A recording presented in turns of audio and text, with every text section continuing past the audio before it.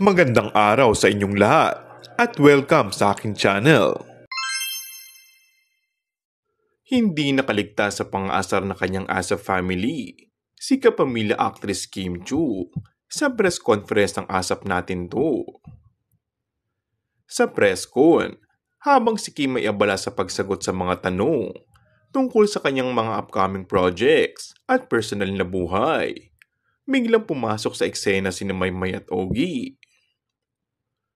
Minigyan nila ng di inaasahang twist ang press con sa pamamagitan ng paulit-ulit na pagsasabi ng love life. Ang kanilang malalakas na halakak at biro ay tila naging sentro ng atensyon sa kabila ng pagiging normal sa press conference. Kapansin-pansin ang tila pagbabago sa aura ni Kim bago ang simula ng press con.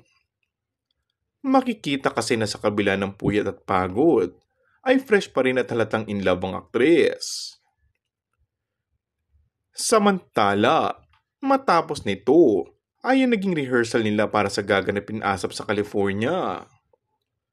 Makikita sa mga larawan at video na kahit nga rehearsal pa lang, ay kitang-kita na ang sweetest ng dalawa dahil sa pagpasok pa lang ng stage ay magka-holding hands na ang mga ito. Say pa ng mga fans, ay na-miss daw talaga nila ang isa't isa. Dahil bago nga ang nasabing rehearsal, ay namataan na ang dalawa na magkasama sa kanilang morning routine jogging. Kilig naman ng mga Kimpo fans na layag na ang kanilang mga idolo.